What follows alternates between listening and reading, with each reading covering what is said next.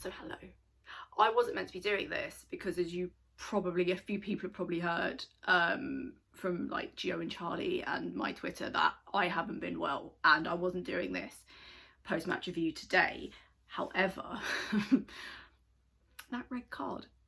I'm gonna start now. I'm gonna work backwards. This is gonna be all over the place. So I apologise in advance, and also I'm still not totally up to it. So again, I apologise in advance for that. That wasn't a red card. That wasn't violent conduct. I don't understand. Once again, the Mike Dean show is for everyone to see, and it's such a ridiculous decision. Yeah, I understand why VAR looked at it. It's what VAR is for. However, Mike Dean went over to look at it on the screen for so long, and I'm such a believer in, if you have to watch it over and over and over again, and then you have to watch it in slow motion over and over again, it probably doesn't stand. Because if it's not clear and obvious, then it shouldn't be. That's the point of VAR. It's to give you a clear and obvious view of what happened. He spent so long at that screen that you would definitely, and I'm definitely arguing, that he couldn't tell. Therefore, in my opinion, it wasn't a red. Give him a yellow by all means. But it wasn't a red. It just wasn't violent. Souček didn't deliberately elbow Mitrovic in the nose, who did go down rather dramatically as well, I'd argue. Just such a frustrating decision. We've lost now one of our best players for United. I mean, we've lost him for 3 games. I know Moyes will probably appeal it. Obviously, I don't know what would come of that, but I hope that gets appealed. I really do, because that is just the most ridiculous decision. Even Fulham players were saying it's not a red. I genuinely can't get my head around that decision. I think it's so wrong, and VAR, again, and I've said this in past videos, is so wildly inconsistent at times. It just makes no sense to me. But that wasn't a red. Feel free to argue with me in the comments if you think that was violent conduct, but for me, not at all. As for the game, I mean, to be fair, that was a nice round off of a pretty crappy game from us.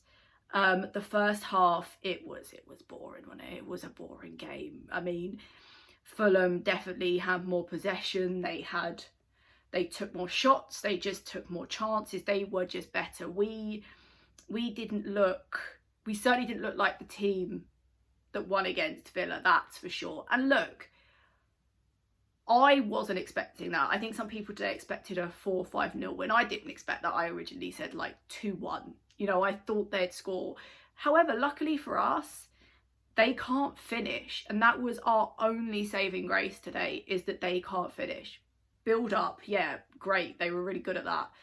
But they cannot finish, and that's the only thing that saved us. Other thing that saved us, Craig Dawson and Ogbonna. As usual, I thought our defence was pretty good. As for the rest, I don't think anyone really made an impact. I thought Bowen was quiet. I think Soufal had a bit of a mare. I think he immensely struggled on the right. It was just Antonio. So if I was a betting girl, which I am, I would bet that Antonio won't be playing. He will not be playing. I thought he should have come off at half time. He shouldn't have started on the second half. He was clearly, from the beginning of the first half, was tired looking. He didn't look like he wanted to put any effort in. He was giving the ball away to the defenders. He just wasn't in it at all. Now, I put that down. He's tired. You know, he has a lot on his shoulders these days. You know, Moyes not buying a striker it's a heavy load on Antonio's shoulders. But halfway through the second half, he actually signalled to come off the pitch, and then just as I think Fulham were taking a free kick, the camera panned round and Antonio was rubbing his hamstring. So maybe he wasn't tired. Maybe that man is just in pain and is struggling. So it would not surprise me in future games if he just doesn't start, because I think he's in trouble again, and then we're in trouble because Mipo wasn't on the bench because he played in the under-23s. Moyes isn't overly keen on starting him. I think, to be honest, if Antonio went out, Yarmolenko would take his place. I don't think Mipo would get a chance. Again, it's just another frustrating situation where it just comes back and bites us on the arse, which most fans predicted it would, because we didn't buy a striker in the January transfer window. As I said, the second half, again, you know, we had a little bit more possession. You know, we passed it backwards a lot. That was the only problem. We struggled to move forward. The one standout chance was Soufal when he hit the bar. Otherwise, you know, there wasn't much from us, which is, it's disappointing after how we've been playing. Obviously, I haven't been doing the post-match reviews, but I've been watching the games, and, you know, we have been great. I mean, standout was Villa. You know, we were such a tight-looking team, and today it felt like we weren't a tight-looking team. It felt like we didn't have much shape. It was the best way I could describe it. It was such a messy game. It was a messy game, rounded off with a red card that absolutely wasn't necessary. And this review is all over the place. I'm sorry. It is just, I'm so frustrated with VAR in football. A lot of me just doesn't understand it. As for going ahead to Tuesday, I don't know. Obviously, we don't have Souček. I don't think Moyes will do much of a change for United. I don't think he can. To be perfectly honest, I think he has to keep the team pretty much as is, because it's United and they're absolutely going to go for it. I mean, it's not going to be an easy match. Today wasn't going to be an easy match, and it, you know, it proved that it just wasn't an easy game. I'm just so frustrated about that red. And I'm sure everyone else at all, I know it's not just me that's angry about it, but I just can't get my head around that. Anyway, that not ruined my birthday on Monday. I hoped that, you know, they'd give me a win as a birthday present, but, you know, they haven't, which is a shame. So we go onwards to see how we do in the cup. Actually, I've got a question for you in the comments. Would you forego European football? Say we made European football. Would you forego where we are in the table currently and going to Europe to win the cup?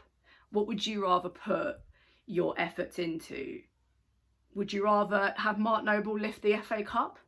Beautiful image, I know.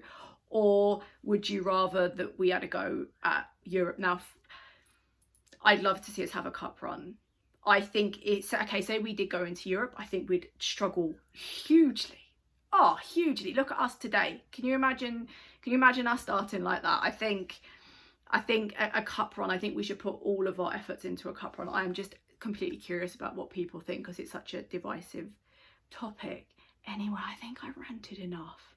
I need to go and rest my lungs now after all that end of match excitement. But yeah, disappointing game, disappointing ending, poor Souček. But onwards to the cup, and then let's see where we go from there, and hopefully that red gets appealed. And I don't actually think it, I think even if we do appeal it, I still think it'll be given, but hopefully we appeal it and see where we go from there. I've missed you all, and also thank you for messages that I've got, like well wishes. I'm always touched that people watch my videos anyway, let alone message me and say nice things. So thank you, and I hope you're all well.